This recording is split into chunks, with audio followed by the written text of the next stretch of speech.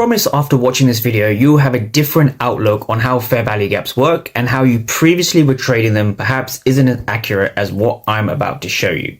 So I'm going to be going over 3 trades I took this week on Tuesday, Wednesday, and Thursday, the 8th, 9th, and 10th of October. Now, there were 2 shorts and a long, and I'm going to break down exactly why I took them, where I entered, and how you can use order flow to accurately predict which fair value gaps are going to hold.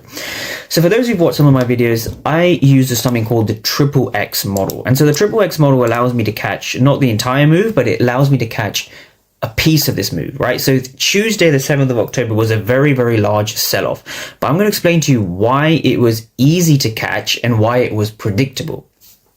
Okay, so if we start here just by looking at Tuesday, the 7th of October, right? I'm just going to draw things back to just before the market opened, right? So this is about 9:30 or 9:25 Eastern. Now, when we come to the markets, we want to look for 3 things, right? I have a Triple X model, which I use every single time. So I want to know where I'm trading from. That's the first thing I'm looking for. So in terms of my key level, I'm looking for a 15-minute fair value gap, right? It's that simple. All you're looking for is a 15-minute fair value gap, right? So for those who've been trading longer than a year, you'll know that this is the fair value gap, right? So that is the FVG I'm looking for. Now, when we look at the markets properly, right, when we understand how to use fair value gaps with accuracy, you're not going to take the actual fair value gap and drag it over like this. You are going to use a candle before the fair value gap, and you are going to use it as a key level. So what makes a key level? The first step is a 15-minute fair value gap, right? Used in this way, right? So if we just kind of drag this over to the right now, this is going to be our key level. Now, the reason I do this is because I want to see the market flip at these areas. I want to see the market act as demand. And then, of course, this was a short trade, act as supply. And I'm going to be breaking down why this was a supply zone, why this is a good key level, and why the market essentially tanked down to here. Right, but in trading, if you can get your key level to be, accurate, 80-90% accurate, the rest of trading isn't so difficult, right? So psychology, I say, is often a scam because you don't actually need good psychology to execute if you know where you are looking for a trade, right? So step 1 is where. So again, what makes a good key level? The first thing is a 15-minute fair value gap. Now, the second thing you notice for those who trade ICT is that we've had a sweep of the previous day high, right? So Monday's high over here was swept on Tuesday. Now, this is a classic previous day high sweep before the market tanks, right? So if anyone's been trading, what you'll find is that the best shorting setups will come. So this is the previous day high. The markets will spool towards buy side liquidity before selling off and targeting sell side liquidity.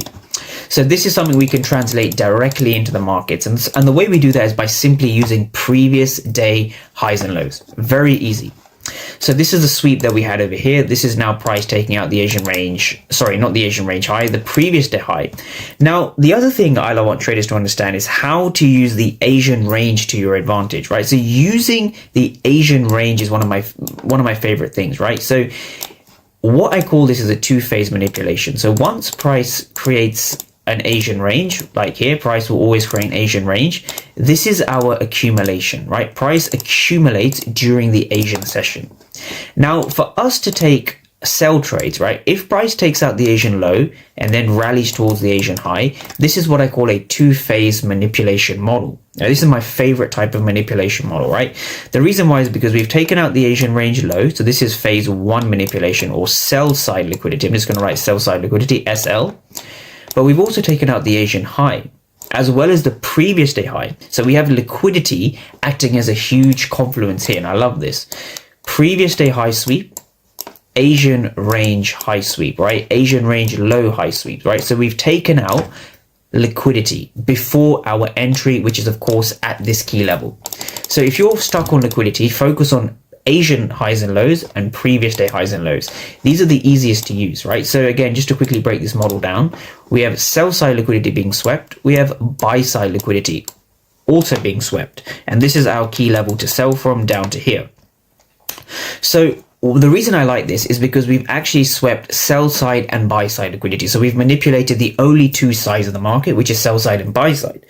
This is something I look for in my trading. It's one of my it's probably my favorite manipulation model, right? So once we've gone through that now, what we can see is we have a sweep of liquidity, both previous day high and I guess Asian high and low. We have a 15-minute fair value gap. Now, the main confluence for taking the short on Tuesday came down to this over here. Now, this is the weekly candle, right? So PO3, if you just go to indicators and type in PO3, the one I use is this one by 2 degrees. So this is the weekly candle, right? Let's just position that now. So this is the weekly candle. So for those who don't understand how to use a weekly candle, it's quite simple. The week will open and we will manipulate to the upside, right? We will take out buy side liquidity.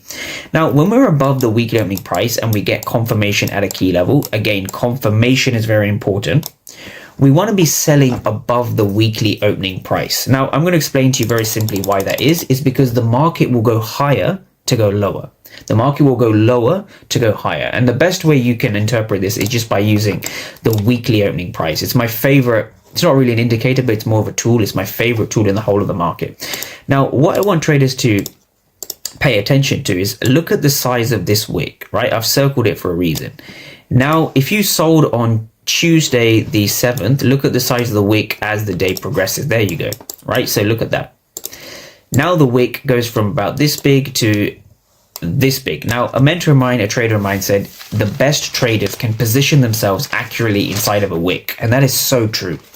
You don't want to position yourself in the body, right? You don't want to be selling down here. You missed most of the move, right? So if this is the weekly opening price, logically, you want to be, I'm just going to call this WOP. Logically, you want to be selling anywhere significantly above that. Now, you're never going to catch the exact high, but you don't want to be trading inside the body, or certainly you don't want to be selling below the weekly opening price.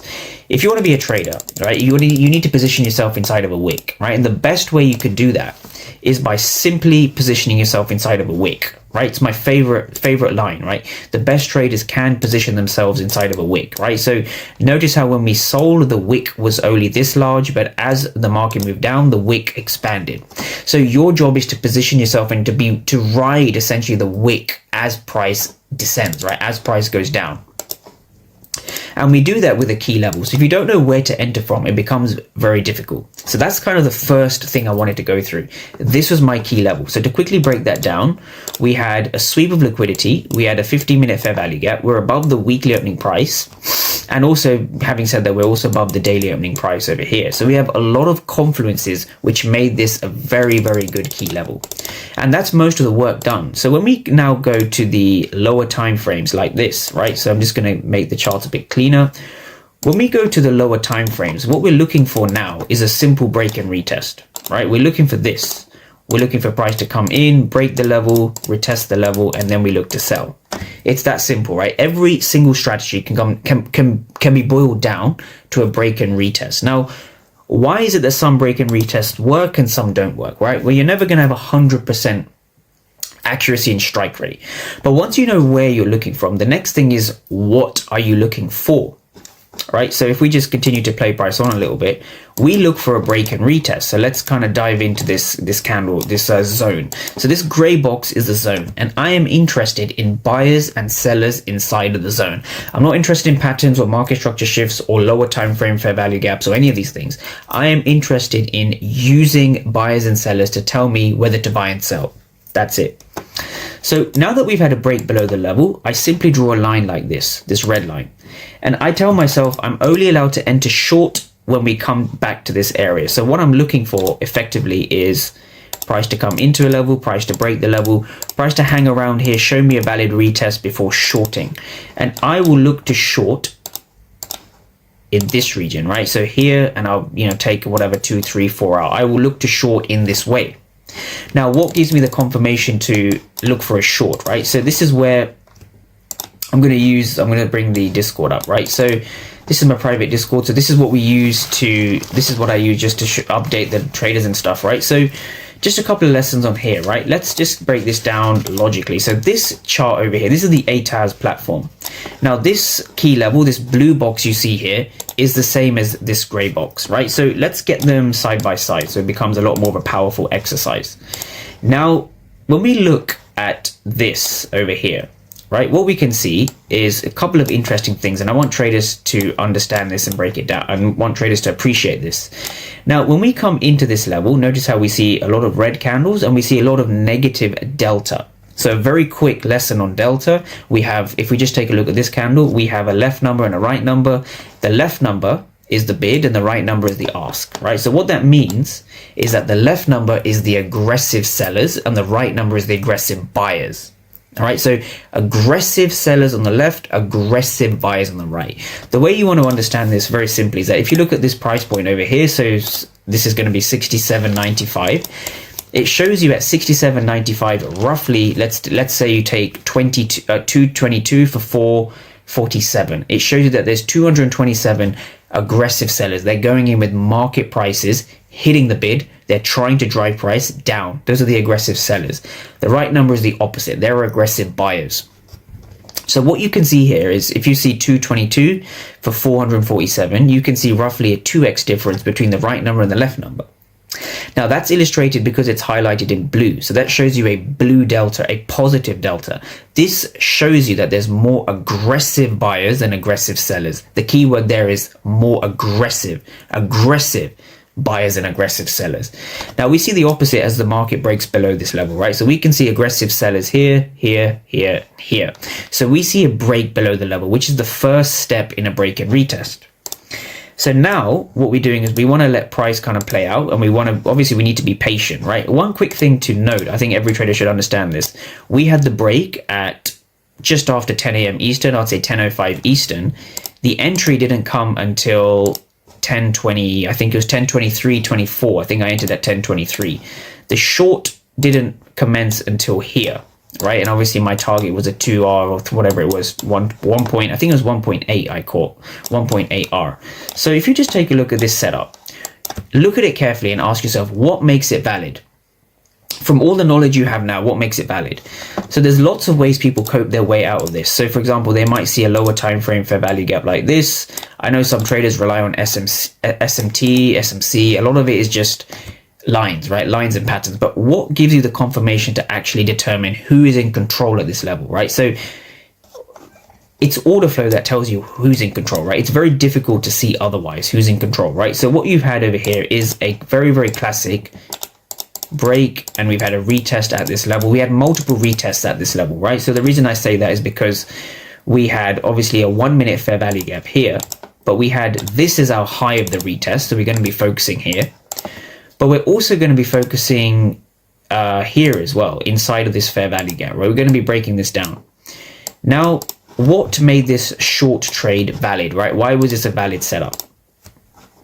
Okay, let's go to the Discord and see. So here was my entry, right? So my entry that day was at 67.89, 67.89. Right, stops just above 67.94, right, just above the level over here. So let's break this down again. So now what we're going to do is we're going to focus on the initial bounce. This was the highest bounce. I call this the retest rejection. So price wanted to retest the level or retest the area.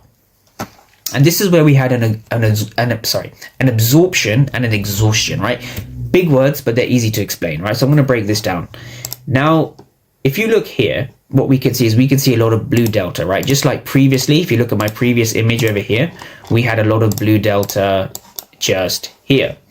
So what does blue delta actually mean, right? So if you're trading fair value gaps or trading SMT divergence or even indicators, try and incorporate the order flow into however you are trading to give you a true indication as to who is in control.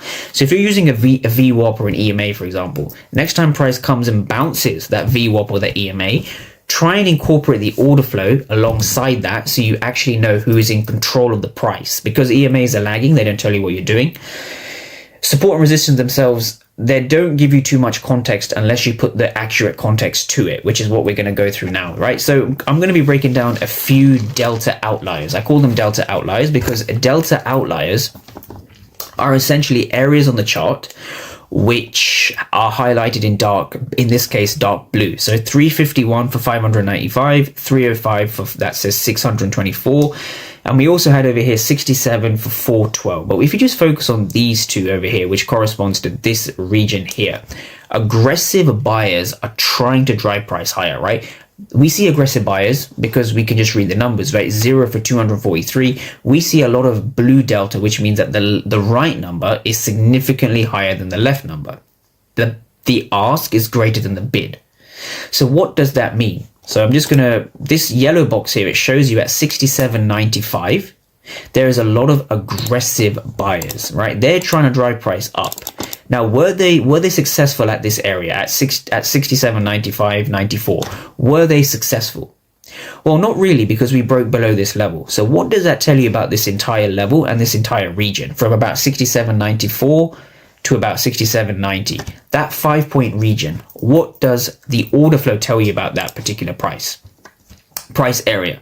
It tells you that price, there's a supply at the area. Buyers themselves have been absorbed. They've been exhausted, right? An exhaustion you can see with a 0. When you see 0 at one high or low of the movement, that 0 is a finished auction, which means that buyers and sellers aren't really, they're no longer aggressively trading at that price because you see a 0, right? So you can call it a finished auction, right? Finished auction just means buyers and sellers are no longer interested in trading at that price. There is a new price that essentially the market wants to trade at.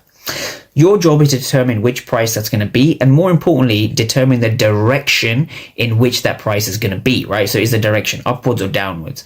So in this case, what we can see aggressive buyers have failed over here. We created a bearish fair value gap. So what that simply means is that these buyers have failed. So who's in control of the price?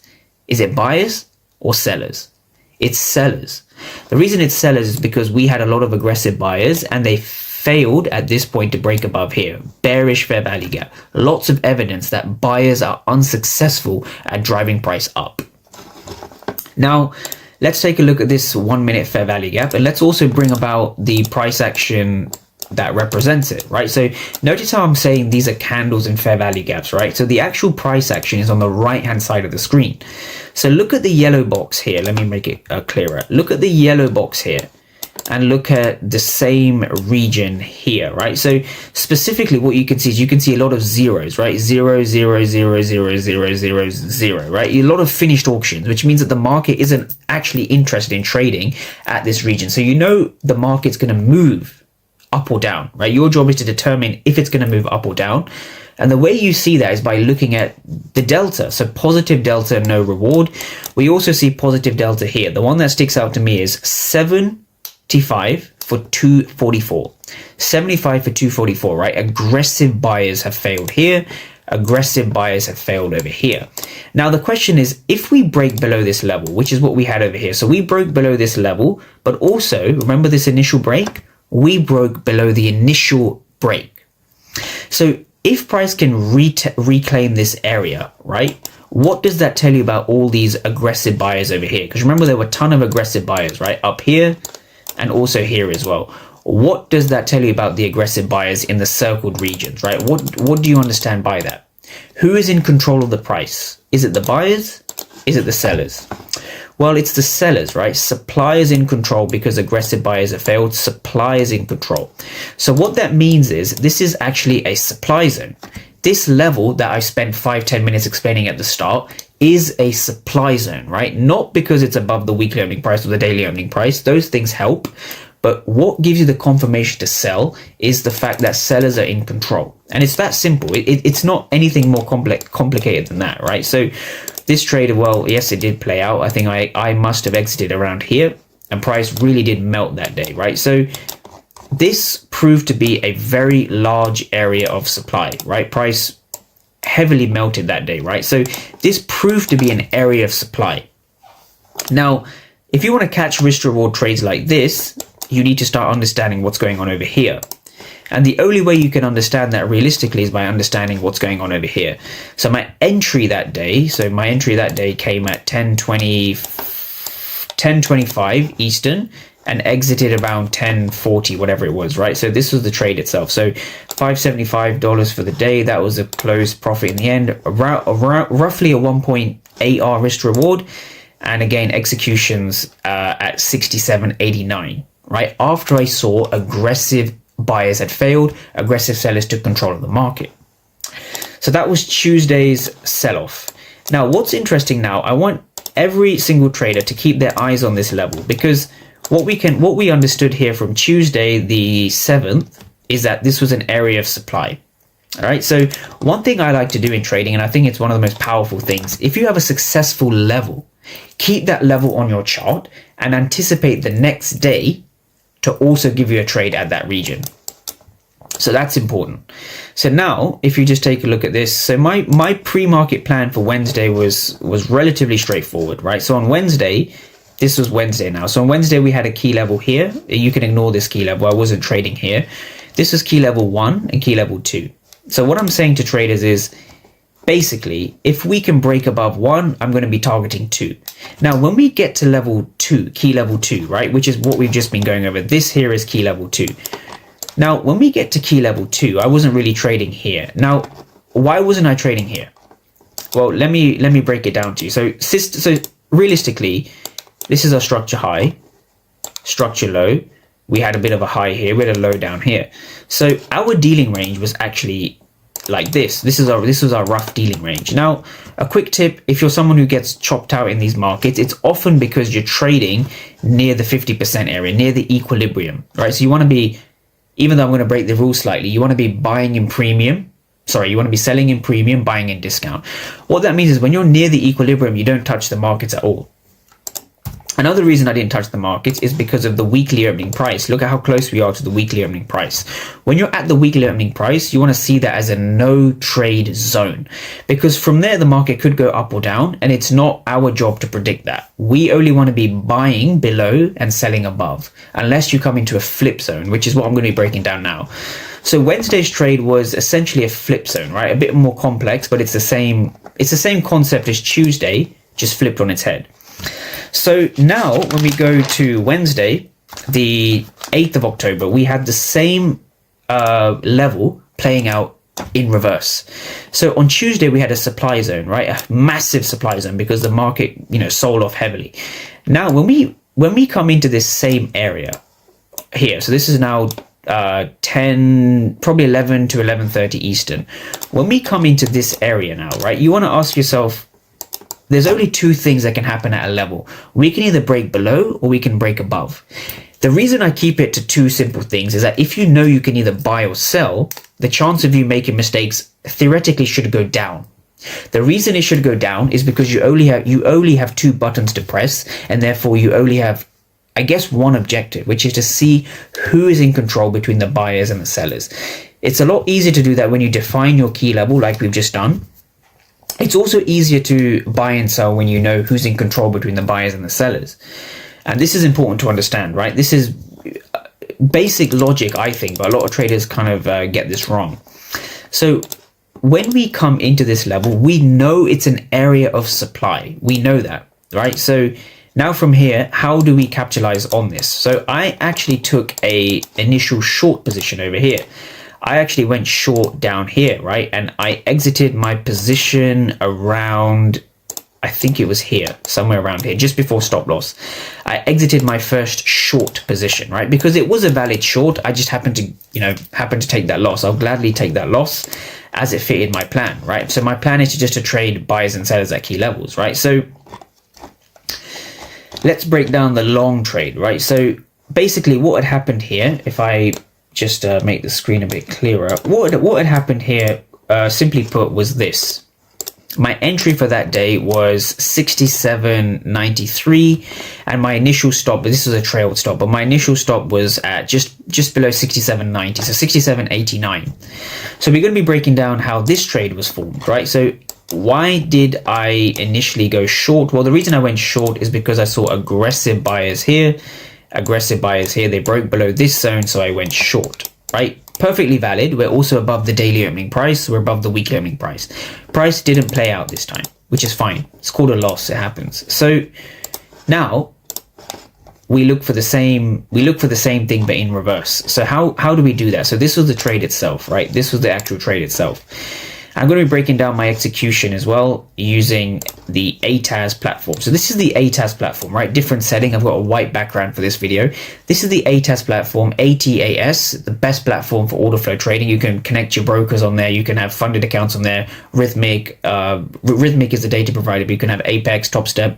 All your major prop firms are all available on here.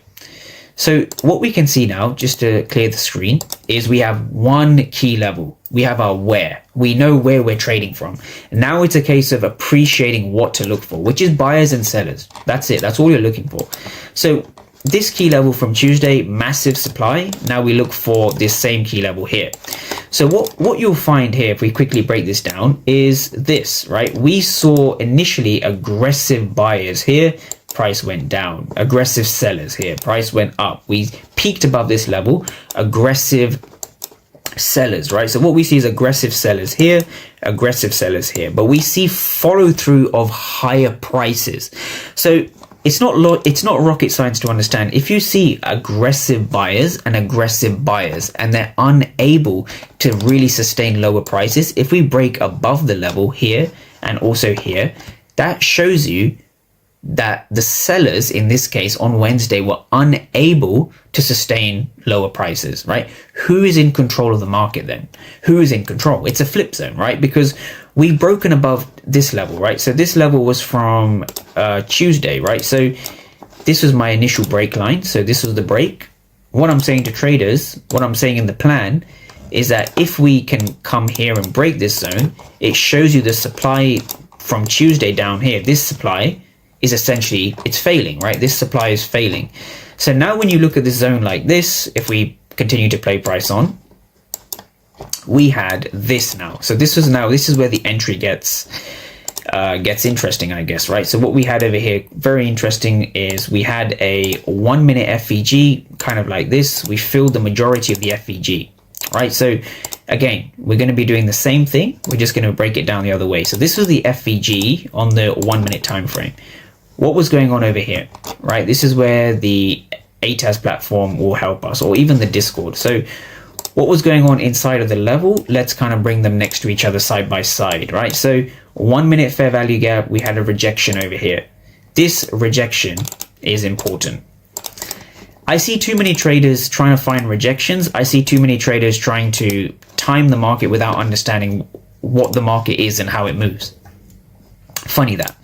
So take a look at this, right? 312 for 15. Notice how we had a ton of aggressive sellers here and we broke above the level. So we can see that supply zone from Tuesday failing to follow through on Wednesday, right? We see that with aggressive sellers failing, and also in this level, we see negative delta, higher prices, negative delta, break above the last 5 minute candle, right? This is the 1 minute chart now. So here, we saw essentially this number. We saw 312 for 15, 312 for 15, right? Take your calculator out and calculate. That is probably going to be a 10, almost a 20x difference. So what we saw here was a huge amount of aggressive sellers, but they failed to break below this level. Instead, we actually broke above here, right? We broke above this line as well.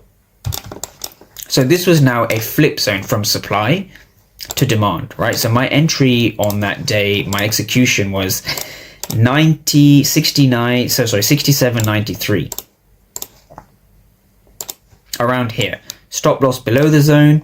And also a next question that traders should be asking is, where do you target, right? Where is the target? Good question.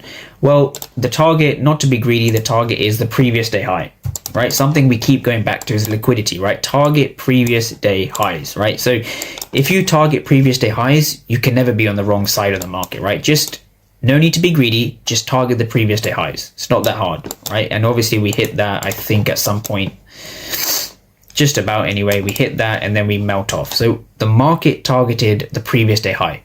Simple, off a flip zone. Again, notice how it's the same break and retest model, right? So take a look at this and take a look at my entry, right? And ask yourself what was going on here. So this is what a break and retest looks like, a bullish break and retest.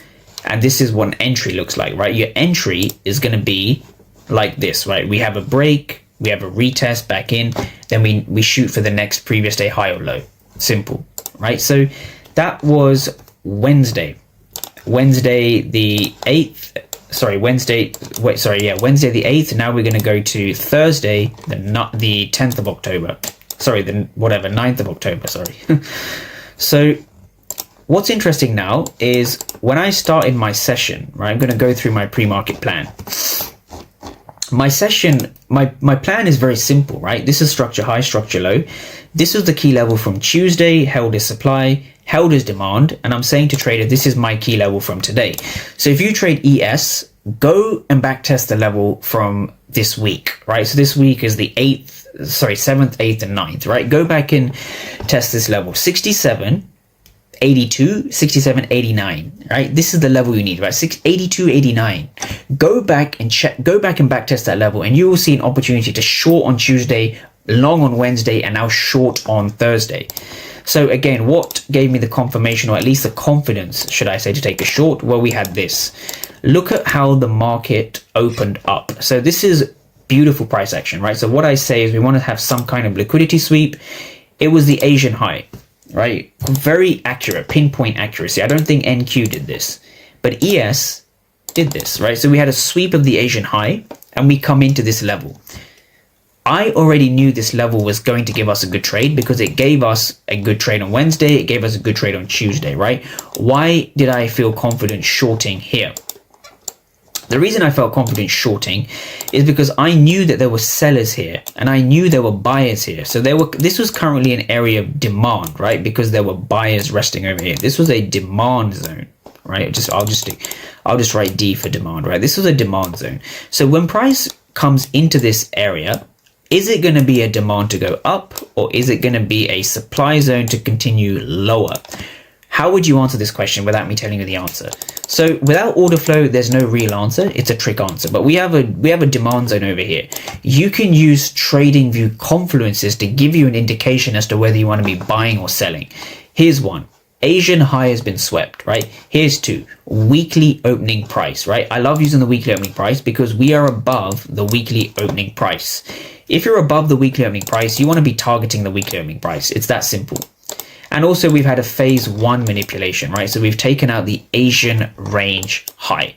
So then the next question is, why did we short from this area and why did I take a loss, right? I took an initial loss over here, right? So we're going to be breaking down the same trade as Tuesday. It just happened on Thursday. So there is my break line here. It's quite a slim level, so I was willing to use this as my break line. So this was essentially my first entry, right? I went short here, had my stop loss just above. I actually had it just below here, really. And I was looking to target the weekly opening price. So the weekly opening price was down here somewhere. This was my initial trade on the 1 minute chart, right? So again, we're shorting above the weekly opening price. And I actually got stopped out here. You can't see it here, but I did get stopped out. So that was my first initial trade, right? So I took a loss of about $300 there. All right, so this is my first entry, maybe a little bit short. So again, stop loss above 67.92, targeting 67 entry at 67.87. So that represents this. Now, I want to make something clear that just because you take a loss doesn't mean that the level is invalidated. For me to take this level as invalidated, I would need price to essentially break and then retest here. And then we would see price claiming as demand. I will happily take that loss. But we didn't see that because if I keep breaking down the order flow, if I go to the ATAS platform and break this down for traders so they can see and understand, this level held as demand and now price came to this level and we held pretty damn strong as supply. Right, the reason this held as supply is because yes, we broke below. Notice how we have aggressive sellers that broke below the broke below the level. So it shows you sellers are actually in control. Sellers are actually in control of the price. Right, we see a high volume break, and we had a retest on the 5 minute retest here. This was a retest, so I got stopped out. I just re-entered the trade. Right, so my re-entry was, I think here. So my re-entry was around 18 whatever it was, so about 10:15 Eastern at 67.87 stops just below this zone over here. That was about a 2 hour risk to reward, so very good trade, right? Very good trade this one was, right? So again, let's look at this. We had aggressive buyers. Look at that number over there. That says 304 for 621. So it's 623. So it's about 300 to 600. Double the amount of aggressive buyers and sellers, right? So what does that tell you about who's in control of the price? Because if we have aggressive buyers here and we're unable to break above this level, such a clean rejection of this level, we broke below with the body. There was my first entry, right? We came in, I sat in a little bit of drawdown, and we broke below my entry again. Look at what was going on over here. 285 for 383. 189 for 203, 81 for 197, 0 for 83, finished auction, right? Finished auction. Zeros all across here shows you that this level is basically disliked between buyers and sellers, right? Buyers and sellers do not want to trade at this price. This is why order flow is powerful, because order flow can tell you where a reversal is more likely to be, and it can also tell you which direction the reversal is going to go. So it's kind of nice, right? Because that's what every trader is trying to do. Break and retest, reversal, bounce, rejection, support, resistance, trend line. It's all kind of the same thing. It all comes down to basically catching a reversal, a break and retest. So break and retest itself is break, retest, enter after the break. So enter here, right? 67.87. Going back test 67.92 to about 87.86. Go and back test that on ES. Go and back test it on the order flow. Go and see how this market actually worked, right? Aggressive buyers over here failed on 1-2 occasions. That is the reason the market moved down, right? Because essentially what you had was large aggressive buyers, but no follow through. They could not break above this level. We broke below the level. We broke below the initial break here. So who is in control at this level? Who is actually dictating price? It's the sellers, right? Passive sellers, right? Passive sellers are propping up here. Passive sellers are propping up here. And that is the reason we had another really good meltdown, right? So again, second entry came probably around 18 past 10, so around here. Stops just above this wick. Again, I am confident to put risk on. I am confident at this. I am confident at this, right? Because we had a lot of aggressive buyers that were unable to break the zone. So it shows you this is a true resistance zone, right? It's a classic resistance zone. It's a true resistance. It's a true supply because buyers have failed, right? We don't see buyers being rewarded in this region, right? So this is the reason the market kind of sold off the way it did, right? So just summarizing today's video, it's quite a long video I wanted to make, but just summarizing the video itself. If there's one thing I want traders to understand, it's the power of key levels. It's the power of keeping levels on your chart, right? So look at this one level that actually was created on Monday, held on Tuesday, Wednesday, and Thursday, right? So all you need is one level and order flow. That's the only thing you need. One level and order flow. So what we can see on Tuesday, we held as supply. On Wednesday, we held as demand. On Thursday, we held as supply. Now, the question is, if we can stay below this is obviously not financial advice, but if we can stay below Tuesday's low and we reclaim this area, if we have a break and retest, we can go long from here and we can target the previous day highs. We also have trend line liquidity resting over here. Now, it's simple to trade if you can simply define your levels pre-market. That is the secret to trading. Define your levels pre-market. Be patient to wait for the market to come to those levels and then use order flow at those levels to validate any trade you want to take, right? So again, on the ATAS platform, we can break that down as well. On the ATAS, again, if we go to the 15, it's the same thing. Level held on Tuesday, supply, demand, and then supply, right? So if you're interested in learning the ATAS platform, just feel free to comment below on my... Feel free to comment below anywhere in the comment section. I'll happily answer any questions.